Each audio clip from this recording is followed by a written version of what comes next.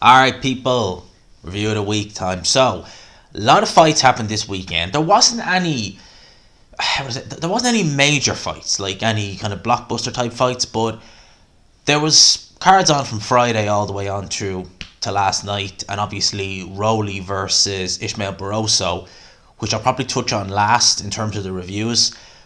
That is a fight that really, it wasn't a fight that really pulled at the fans' heartstrings, for want of a better word, but having seen how the fight played out, we'll talk about that now in a wee bit, but let's just bring it right back to Friday.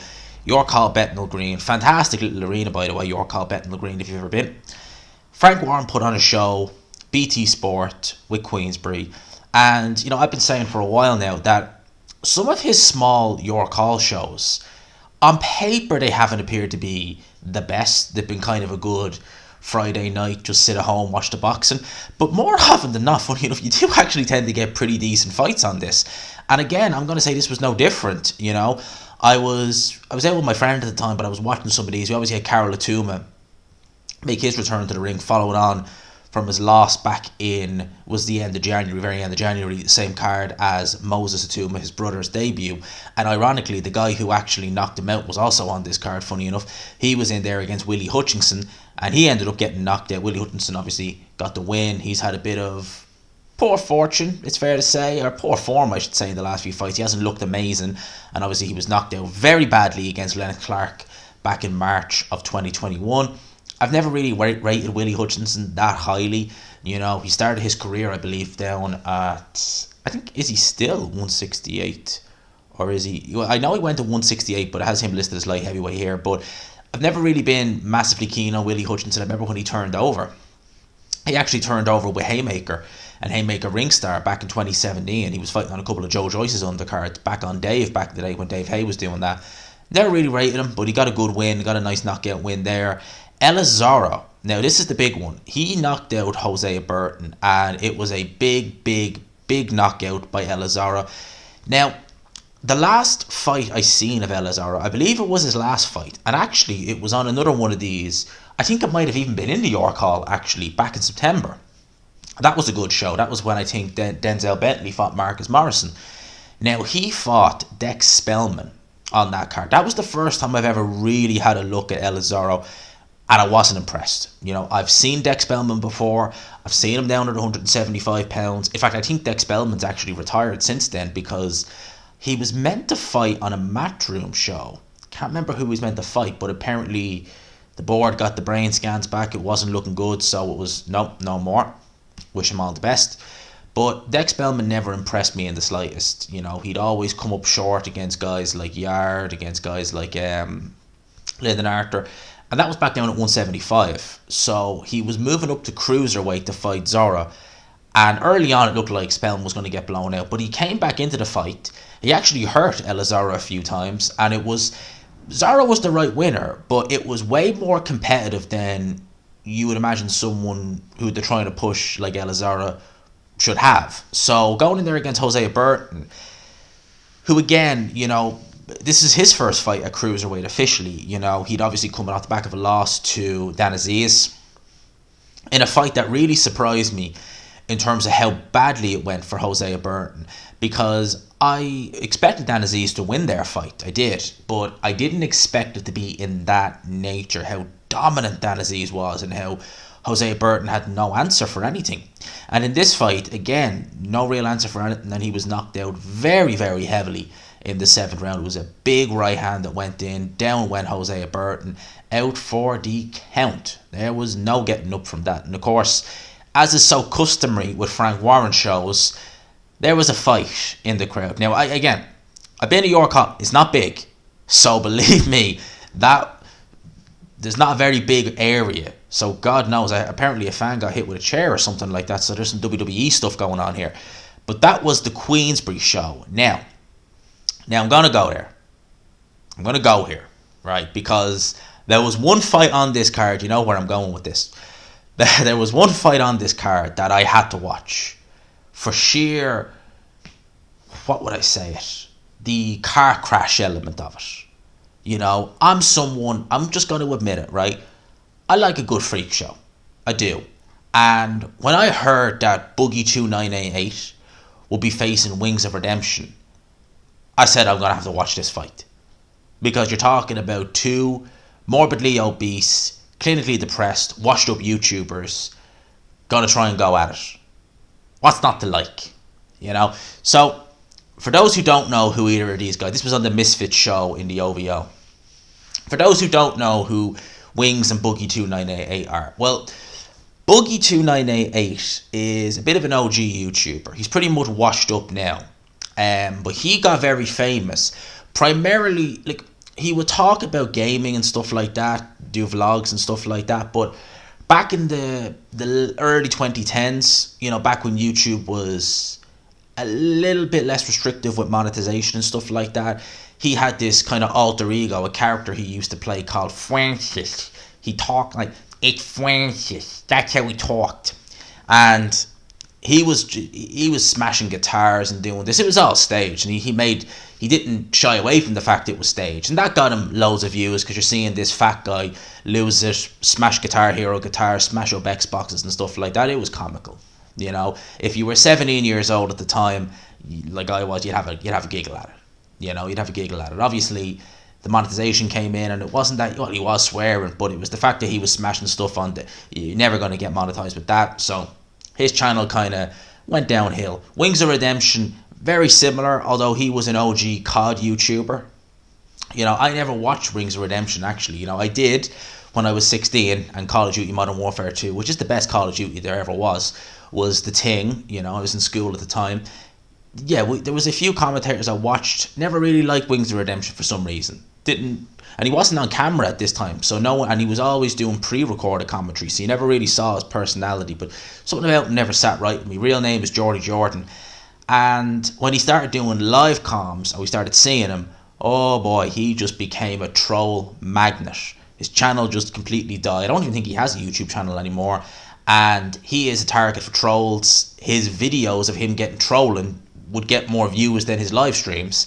And, you know, both guys have had the gastric band, believe it or not, and they tipped the scales. One was over 400, one was nearly 400. So yeah, that was money well spent. But these guys went in there. It was, I think, 90-second rounds, because for obvious reasons they couldn't do physically the full 3 minutes. Wings of Redemption stopped Boogie in 2 rounds. Boogie was very... Wings of Redemption seemed like the weight of the world was off his shoulders for some reason, and Boogie, it seemed like the weight of the world was on his shoulders, which you think would be the other way around, because Wings of Redemption is someone who puts a lot of pressure on himself. I mean, one of the reasons why he had a downfall, so to speak, was he was part of a podcast group called PKA, which stands for Painkiller Already, which is a death streak in Modern Warfare 2.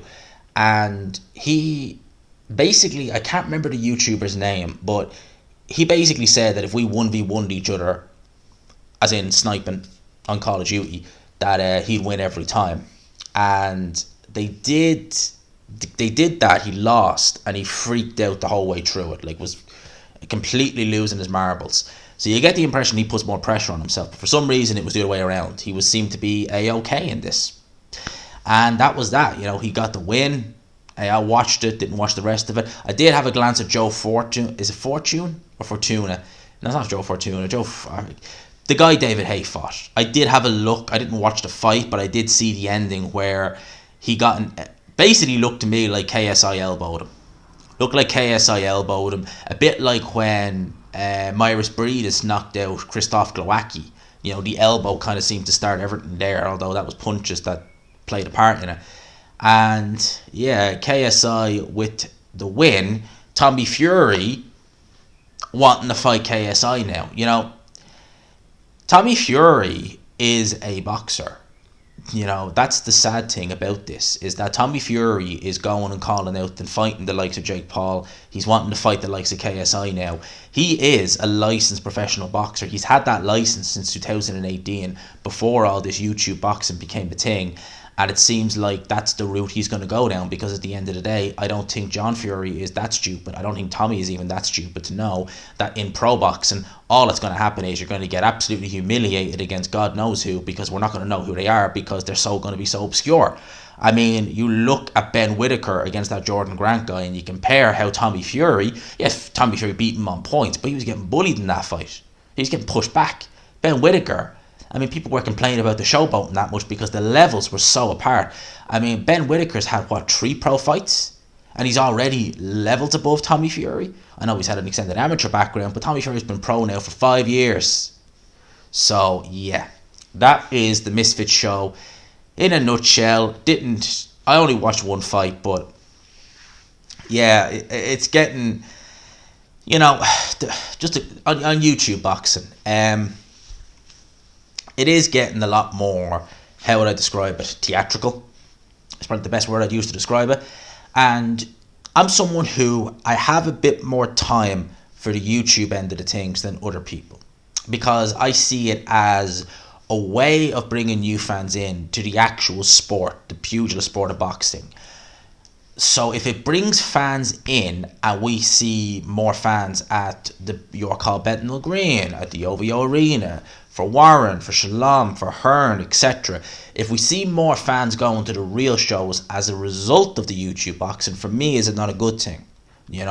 I understand and I completely agree, and I see where you're coming from when you say it's getting a bit theatrical now. You're talking about, tag team boxing, etc. and stuff like that. And I can't deny that it's getting a bit farcical, yeah. At the same time, I can see the good in it, in a sense that, as I said, it's going to bring new fans in. I've always said it, and I stand by it. In 10, 15 years from now, Jake Paul, KSI, they are my inspiration to me taking up boxing, and here I am with a world title. Whoever that may be, I don't know, but I can certainly see it happening. So, is it bad in a sense that if it brings in new fans and it gets people taking up the sport of boxing, which will help the next generation flourish, then is it a bad thing? It is sort of a double-edged sword, because I am finding it more difficult to really, I don't want to say approve of it per se, but defend it in a sense of how I'm trying to do it there. Obviously, the Boogie Wings thing was Car Crash TV. I like Car Crash TV. But when you're talking about tag team boxing and stuff like that now, it does get a bit silly. I will admit to that. But we leave it there on that. In terms of the top-ranked show, Vincent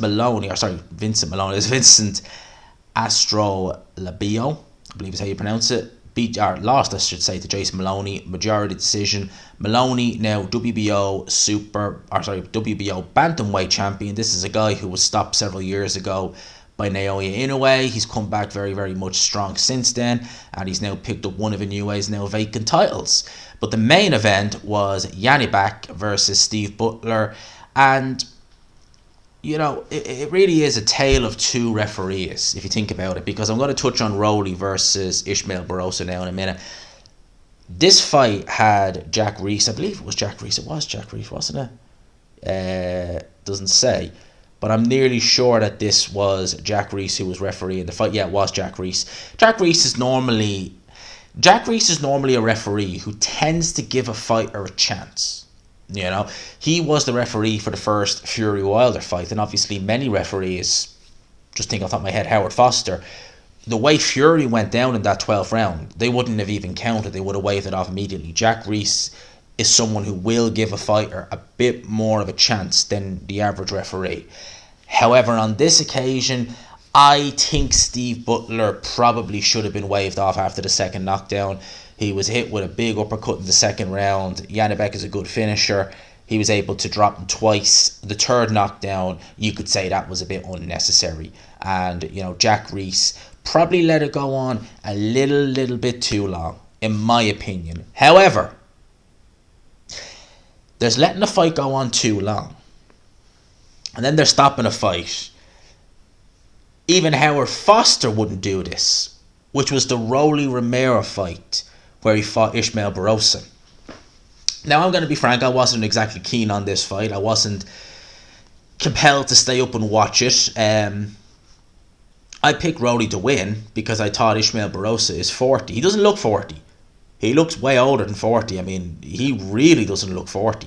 I'd love to know how old he really is, because even just facially he looks... I know some people age better than others. You know, there are people out there who are, you know, believe me, there's loads of people I've seen who are 30 years old, and you're kind of scratching your head because you're like, and the rest? Been a hard 30 years, has it? And, you know, they are legit 30, just for whatever reason, you know, obviously alcohol, cigarettes, etc., lifestyle hasn't helped them age. So it does happen. With Barroso, he's 40, but facially he looks about 50. Seriously, he really does. And he fought like a 40-year-old. He fought like an old man in there. But even then, it was still enough to be beating Rowley Romero. I mean, he dropped him in the third round, you know, which was a nice knockdown, actually, to be fair. Rowley, you could tell, wasn't hurt. And Ishmael Barroso, he's wide. He's a veteran. He knew, right, he's not hurt. Don't go for it yet. Don't go for it.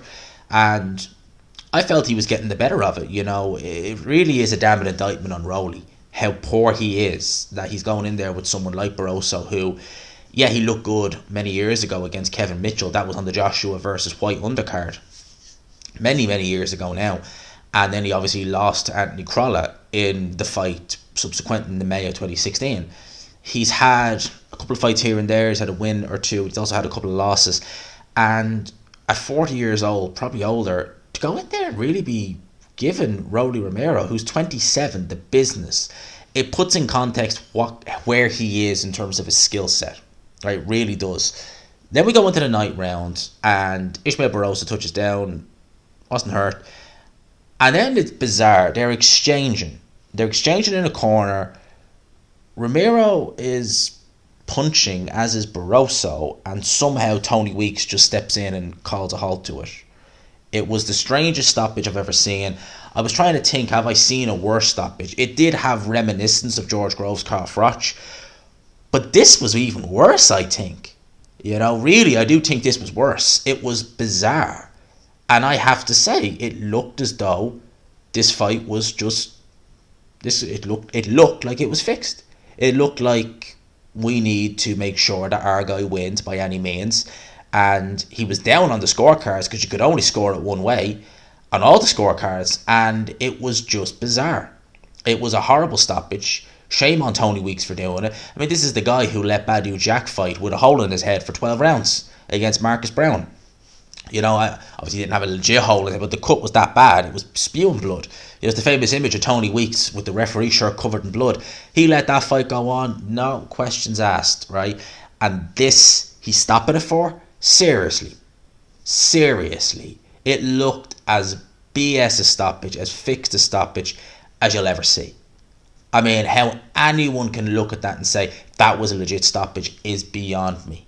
It was a ridiculous stoppage. And as soon as I seen it, I said two things.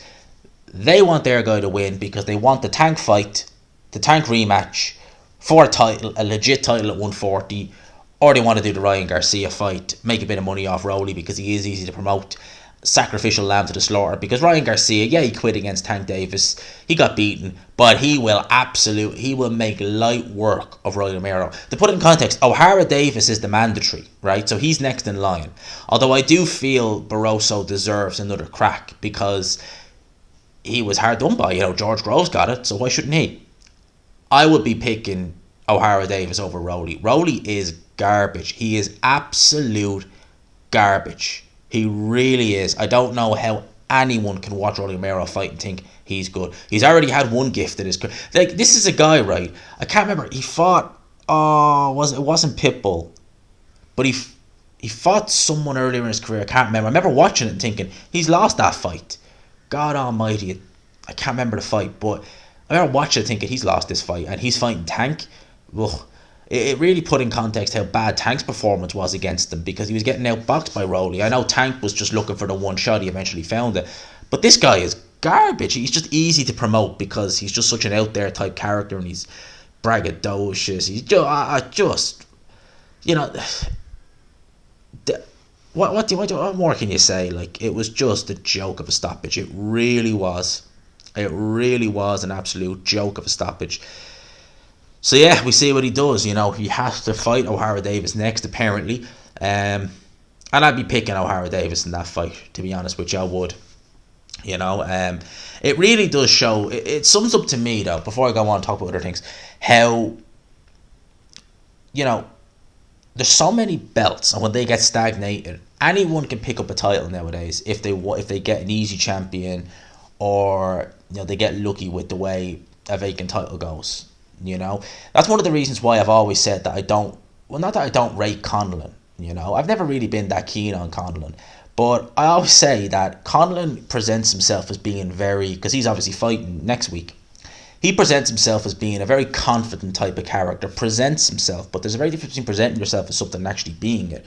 Because Mick Conlan is a good example of trying your best to get the easiest way to get a world title. So to find the easiest crack, easiest touch of the world title. And what I mean by that is, he fought a featherweight, and he was, I believe, mandated.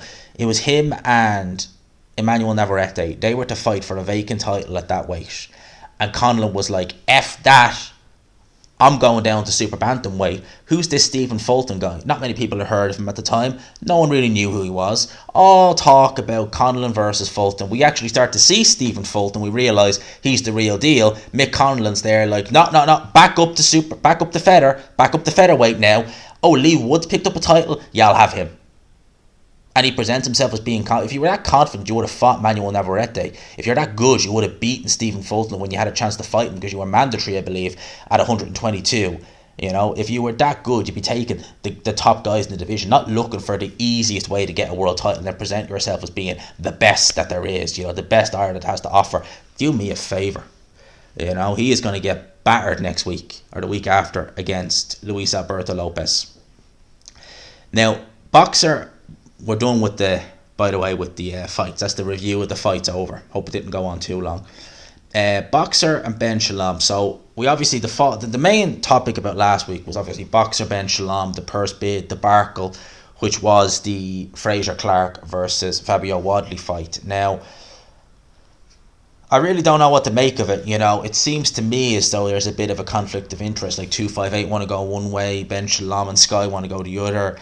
I really don't know what's going on here, but what I would say is that Frazier Clark, from what I've heard from people, say that he's not best pleased that he's not going to be having a crack at this fight against Fabio Wadley. Now, what Ben Shalom also said was that he wants to get Frazier Clark kind of championship ready by having him go rounds, which, yes, you could say that's fair enough. However, if you knew this was coming, why wouldn't you just pull him out with a purse bid way back when you knew? If you knew my guy's not going to be ready, he needs more time, okay, we're going to go in another direction. Why have Frazier Clark talk it up? Why let it go until the day of the purse bid before pulling him out? So something is a bit of a ride there. The whole Ben Shalom, Boxer Sky thing, as I said in my video I did on Ben Shalom, I haven't been impressed with the quality of their shows. I think that the show has dipped. The show was dipping on Sky long before Eddie Hearn left. I felt that the quality of the Matchroom shows... Now, I know in 2021, Eddie Hearn had one foot out the door, so they were not going to be amazing shows. Even still, the shows he was doing at the end of 2021... Although they weren't great, they're still better than the shows Ben Shalom is doing now, to be fair. But you could see that the quality on Sky, certainly from production point, was starting to wane a bit. And the way it is now, as I said this several times in reviews and on stream, I don't know what it is about Sky, but there's just something amiss. And a few people agreed with me, and I even said it in a stream, that I was watching, I can't remember what show it was a Sky show, it might have been Adam Bazim, his last fight. And I said that there just seemed something off about everything on it. Like the production seemed off, the interviewer, I've seen more life in a corpse. Everything about it just seemed very off. And I was like, that's not the Sky I remember. The Sky have never been the best for their production, for their, pundits, etc. But just something just seemed very, very just bizarre about it, the last few shows. And I don't see that ending anytime soon. Some people are speculating that Ben Shalom won't be around for very long, a couple of years. Let's wait and see. But all I know is that the product ain't amazing. We're not getting the fights that we seem to want. Fighters are leaving, so a lot of questions need to be asked about what's going on over there with Boxer and Ben Shalom. Now, Eddie Hearn has declared that he wants to make Andy Cruz versus Keyshawn Davis for Andy Cruz's pro fight in July. The pair fought 4 times in the amateurs, with Cruz winning all 4 of them, yes. Well, I've no doubt in my mind that we will see Keyshawn Davis versus Andy Cruz in the pros at some point. I think that's a bit of hype from Eddie Hearn, saying that he wants to get it for Andy Cruz's pro debut. I doubt very much they will. Obviously, he's with Keyshawn Davis is with Top Rank, Andy Cruz is with Matchroom. If Andy Cruz is managed properly and promoted right, then we will see him and Keyshawn Davis very soon, in the not too distant future, I should say. Probably in the next 18 months, probably for a world title, possibly. But first fight, I doubt it. And the reason why I want to see these guys go at it is because, yes, Andy Cruz is 4-0 against Keyshawn Davis. 3-minute rounds. I want to see these guys in the 3-minute rounds. I want to see these guys 12 3-minute rounds and see what happens then, because it's going to be interesting. It's going to be very, very interesting. Now, I see in Boxing News ED state this. I think it was Warren as well who said it. This has me worried now. Right? This has me very worried now as to who this might be. But it says that Tyson Fury does not now look like he's going to fight Andy Ruiz or Zhilei Zhang in the month of July, because Joe Joyce has activated the rematch clause. Warren has said Ruiz is ruled out due to financial demands. I want to get him out whenever happens. The problem with that is that if you're talking about Andy Ruiz not taking the fight now because of financial demands, who else is there? You know, if Zhang is going to go down and fight Joe Joyce, if Ruiz isn't going to fight him, I mean, credibly, who do we have? You know, literally opponents that are in the top 10 that we know of. Are they going to be willing to put him in there against a Frank Sanchez or someone like that? I'd love to see it, don't get me wrong. I wouldn't mind seeing him against Frank Sanchez. I think that could be an interesting fight. But I'm not stupid. I know Frank Sanchez, people will be saying, you know, obviously not us if you're watching these videos, but the casual fans will be like, who the hell is Frank Sanchez? You know? So I'm a bit worried there. I'd like to know if he is going to be out in July, roughly kind of who they're thinking of, because I thought Zhang would have been perfect. Now here's the thing. I would take, right, if Fury and Usyk are going to have a run out, right, I would take the Oliver Lane rematch. I'd accept that, because it was a decent enough fight the first time around. Let's see the adjustments Fury has made since then, and let's see the improvements or the difference of a fighter he is under Javon Sugar Hill. You know, because obviously with Ben Davison, who was in his corner when he fought Oliver Lane last, it was a tough fight. You know, it was. Fury was the clear winner, but he had his moments in there. He was caught a couple of times. He was cut. I think that Sugar Hill has been a better fit for Tyson Fury. He's definitely changed his style up a little bit. So it'll be interesting to see how he looks against Oliver Lane 4 years on compared to back then, obviously. So look, that's just a name I'm chucking out there. I'd accept that. I would accept if they said, right, look, we're having a rematch against Oliver Lane. I wouldn't be too bothered about it, to be honest with you. I wouldn't be up here saying, oh, it's a disgrace, etc., etc. I wouldn't be too bothered about it. Now, if they announced Chisora 4, I'd be like, ho, ho, ho, ho. Are you letting you away with that one? But if they announce someone like Oliver Lane, I'd say, all right, fine. Let's have a look-see and see how it goes. So, I don't want this to end too soon. Let's see what else there is. I don't think there's much more to talk about. You know, last week was an interesting one because we started with a good bit of breaking news and stuff like that. Now it just seems like it's just dead. Like there's not much to talk about. There's not much happening. It's one of the reasons why I didn't do a video the last couple of days, because there's just not been anything really to talk about. So, you know, there was that. I did see Carl Froch on his YouTube channel state that he feels that Anthony Joshua has no legacy. And, you know, a lot of people say when Carl Froch speaks about Anthony Joshua that some of it is coming, what would they say, out of jealousy, because obviously Carl Froch was the Matchroom, the Matchroom guy. You know, he was obviously the guy who helped spearhead Matchroom, for want of a better word, when he was coming back in the box, and he was their main guy. And when he retired, Joshua took over the reins, and he done more. You know, you could argue he made more money, done more stadiums, had more people at Wembley Stadium, etc. So some people would argue it's coming from jealousy, which, yeah, there's definitely an element of it. I don't doubt that, 100%, you know. But some things he says, he makes valid points. Like, he sees a good example. Like, Carl Froch is actually Carl Froch's YouTube channel is a very good watch. It's a very good watch. And Carl Froch, when he retired from boxing and he started doing punditry and commentary, I didn't like him, but he's grown on me an awful lot over the years. I like his just straight, no nonsense attitude, which I respect that a lot. I like that. Because Carl Froch doesn't care who he's on or who he upsets. He just says it like it is. He's not like a certain someone who, proclaims that, drug cheats should be banned. No excuses. Unless, of course, you're with a certain promoter or I know you, in which case it's clearly external factors. But that guy over in America who failed for the exact same thing and is saying the exact same things. Oh, yeah, he's guilty. Oh, he's guilty. Ban him for life. Oh, but Conor Ben? Oh, no, never. And we should take you serious. Why? You know who I'm talking about.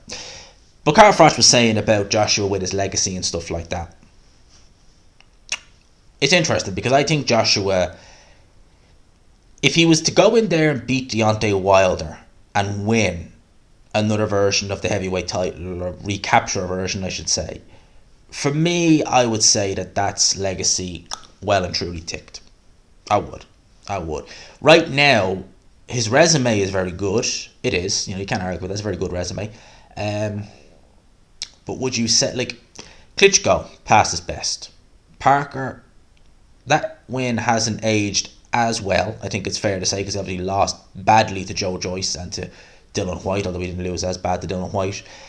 Povetkin, pretty much done after the Joshua fight. So, some of the names that are there are good names, but are they enough to have him, with that boom legacy? That's a good question. I don't yet know. I would think that if he was to capture the title a third time and beat a Wilder or someone like that, I can't see him beating Usyk, nor can I see him beating Fury. But a Wilder, I would say that would be good enough.